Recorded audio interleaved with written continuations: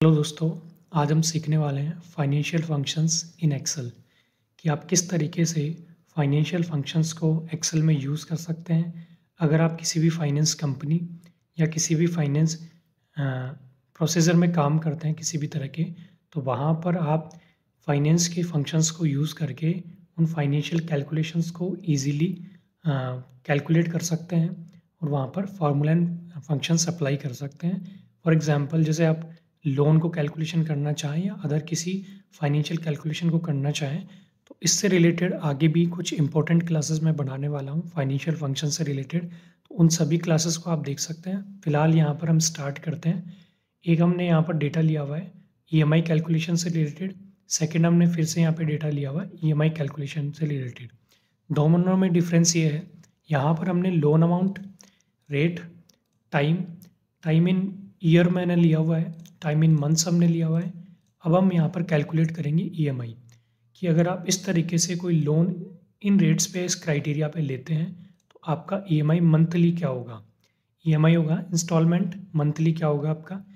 और उसी बेस में अगर आप कुछ परचेज कर रहे हैं और आपने कुछ डाउन पेमेंट अगर यहाँ दिया है, जैसे लोन अमाउंट आपका ये है, आपने कुछ डाउन पेमेंट यहाँ पे दिया हुआ है, बाकी क्राइटेरियाज कुछ इस तरीके से हैं आपके रेट्स एंड ड्यूरेशंस, तो उस केस में आपका क्या ईएमआई रहेगा। दोनों ही प्रोसेस से हम इसको देखेंगे। तो सबसे पहले जो है मैं यहाँ पर कैलकुलेट करना चाह रहा हूँ ईएमआई को, तो यहाँ पर हम क्लिक करेंगे और इक्वल हम करेंगे। इक्वल करने के बाद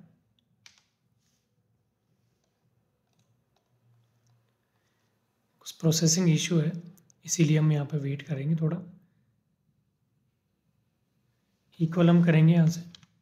इक्वल करने के बाद जो है वो आप यहाँ से जो है सबसे पहले पीएमटी का फंक्शन लगाएंगे, टैब हम करेंगे। पीएमटी में सबसे पहले आपको जो इंडिकेट कर रहा है वो यहाँ पर इंडिकेट कर रहा है आपका रेट। तो सबसे पहले हम यहाँ पर रेट देंगे, तो रेट आपका जो है वो यहाँ पर है, तो यहाँ से हम दे सकते हैं रेट। चूँकि हमारा जो रेट है वो हमेशा ईयरली होता है, बट हम जो भी कैलकुलेशन कर रहे हैं वो हम कर रहे हैं मंथली। तो हमको क्या करना होगा, हमारी जो रेट्स हैं उसको भी मंथली कैलकुलेट करना पड़ेगा। तो इसके लिए हम करेंगे डिवाइड बाई 12 है। इसके बाद हम करेंगे कोमा। सेकेंड हमको पूछ रहा है एनपीआर यानी कि नंबर ऑफ पीरियड, किस ड्यूरेशन के लिए आप जो है वो लोन प्रोसेस कर रहे हैं या लोन लेना चाह रहे हैं। तो हम लोन लेना चाह रहे हैं 24 मंथ्स के लिए। इसको भी हम यहाँ से मंथ्स में ही लेंगे, क्योंकि ईयर में हम नहीं लेना चाह रहे हैं। अगर आप लेना चाहें तो यहाँ पे कैलकुलेट भी कर सकते हैं, जैसे 2 ईयर्स अगर आप दें तो मल्टीप्लाई 12 आप कर सकते हैं। चूँकि हमने डायरेक्टली मंथ्स ले रखा है यहाँ पर सिंपल कैलकुलेशन के लिए, तो हमने 24 यहाँ पे कर दिया, कोमा किया। इसके बाद होता है पीवी यानी कि प्रिंसिपल वैल्यू। प्रिंसिपल वैल्यू हमने ये ले लिया यहाँ से, जिसके लिए आप लोन प्रोसेस करवाना चाह रहे हैं वो आपका प्रिंसिपल वैल्यू है। ब्रैकेट हम करेंगे क्लोज एंड देन हम करेंगे एंटर। जैसे अब आप एंटर करेंगे तो आपके पास 5 लाख रुपए अगर आप लोन अमाउंट के लिए प्रोसेस करवाते हैं और उसका रेट ऑफ इंटरेस्ट अगर 8% है ईयरली, तो आपको मंथली जो है अगर 24 मंथ्स में उस लोन को पे करना है तो मंथली आपको 22,613 रुपीज़ का ईएमआई मंथली आपको पे करना पड़ेगा, अगर इस क्राइटेरिया के बेस पे आप काम करते हैं। तो इसमें एक डायनेमिकली फाइनेंशियल फंक्शन में आप चाहें तो ड्यूरेशन को चेंज भी कर सकते हैं, ऑटोमेटिकली आपका जो ईएमआई है वो चेंज हो जाएगा। फॉर एग्जांपल, मैं अगर यहाँ पे 36 मंथ्स यहाँ पे करता हूँ, 36 मंथ्स के लिए आपका ईएमआई होगा 15,000, क्योंकि यहाँ पे ड्यूरेशन बढ़ गया तो आपका ईएमआई कम हो गया। और अगर आपका ड्यूरेशन कम होता है, जैसे 12 मंथ्स हम करते हैं, तो आपका ईएमआई यहाँ पर बढ़ गया। इस तरीके से डायनेमिकली भी आपके फंक्शंस काम करते हैं कि अगर आप मंथ्स में या ड्यूरेशन में भी चेंज करें तो भी ये काम करें। फिलहाल हम इसको 24 मंथ्स यहाँ पे रखना चाह रहे हैं। इसके बाद जो सेकंड प्रोसेस है वो हमारे पास है कि लोन अमाउंट हमारा 7 लाख रुपीज़ है।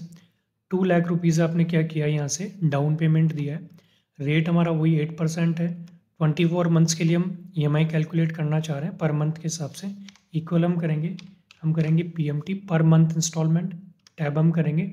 सबसे पहले हमारे पास है रेट्स, डिवाइड बाई हम करेंगे 12 है, कोमा करेंगे। एनपीआर नंबर ऑफ पीरियड आपका 24 मंथ्स, कोमा हम करेंगे।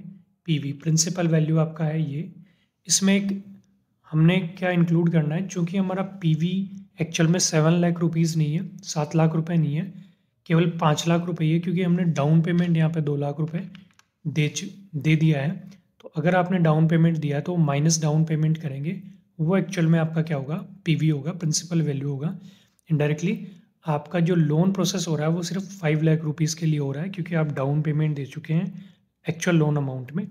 तो एंटर हम करेंगे, उसके बाद वही सेम आपके पास 22,000 समथिंग रुपीज़ जो है ईएमआई का, क्योंकि यहाँ पे अप्रोक्स वही 5 लाख रुपीज़ का लोन यहाँ पे हो गया।